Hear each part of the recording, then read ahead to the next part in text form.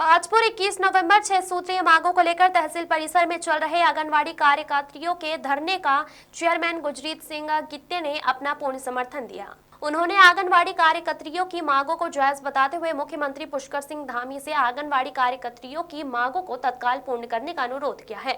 यह बता दें कि आंगनवाड़ी कार्यकर्तियों को राज्य कर्मचारी घोषित किए जाने, मानदेय वृद्धि पर गठित समिति की रिपोर्ट की जानकारी दिए जाने, सुपरवाइजर के रिक्त पदों पर आंगनवाड़ी कार्यकर्तियों को पदोन्नत कर भेजे जाने, सेवानिवृत्त पर पेंशन सुविधा दिए जाने, ग्रेच्युटी का लाभ दिए जाने, फेस कैप्चर प्रणाली को बंद किए जाने मांग को लेकर आंगनवाड़ी कार्यकर्तियां उत्तराखंड राज्य आंगनवाड़ी कर्मचारी संघ के बैनर तले धरनारत हैं।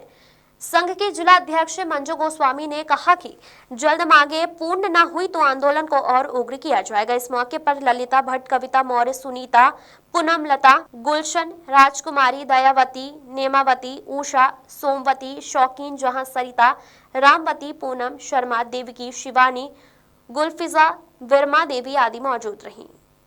आमिर हुसैन की रिपोर्ट। को लेके हम सभी बहनें यहाँ 7-8 दिन से बैठी हुई है, जो कि अपना सभी लोग घर वर छोड़ करके और अपने सरकार को मनाने में लगी हैं कि हमारी ये जो 6 सूत्री मांगे हैं इनको पूर्ण करें।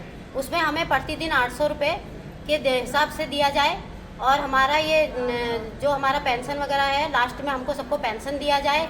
हमारा जो फेस कैप्चर वगैरह चल रहा है उसमें महिलाओं को बहुत परेशानियां हो रही हैं, तो उसको रद्द किया जाए उसमें से। और हमारा ये सभी लड़कियां अपने यही चाहती है, हमें कुछ नहीं चाहिए, हमें 800 रुपये के दिन के हिसाब से हमें दिया जाए वेतन, और इससे हमारा क्या है घर पर बिजर सब सही से चल जाएगा।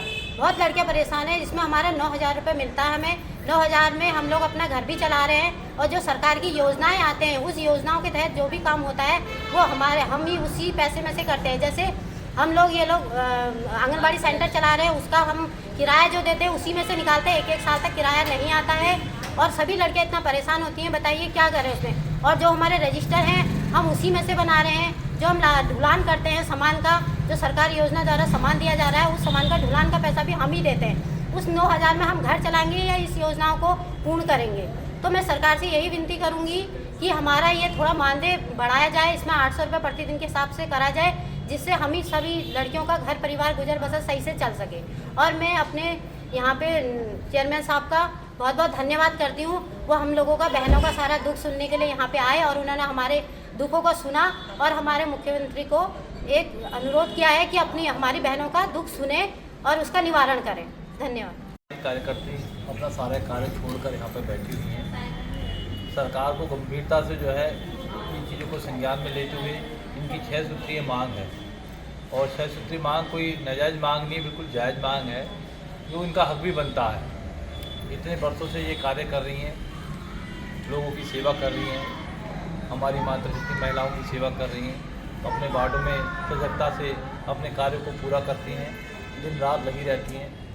और इसके अलावा भी आंगनवाड़ी के अलावा भी और भी जो सरकार इनको लक्ष्य देती है उसको भी करती हैं। जैसे कोरोना काल में भी, जैसे अब BLO में ड्यूटी लगेगी, SIR आ रहा है उसमें भी इनकी ड्यूटी लगेगी, तो ये 24 घंटे काम करती हैं। तो इनकी कोई ऐसी मांग भी नहीं है, बहुत छोटी छोटी मांगें हैं, 6 मांगें हैं। तो आदरणीय मुख्यमंत्री जी से हम यही कहेंगे कि इनकी मांगों को तत्काल पूरा किया जाए, ये बेचारी अपने काम पे लगें और हमारा प्रदेश आगे गति में लगे। क्योंकि जब आंगनवाड़ी कार्यकर्ती घर पे बैठी हैं तो बाढ़ में होने वाली महिलाओं को दिक्कत, जो बच्चे इनके पास पढ़ते हैं इन बच्चों को ये शिक्षा देती हैं, और भी बहुत से सरकारी कार्य जो कि करती हैं और अभिभावकों के, तो इस पर बहुत भारी असर पड़ रहा है।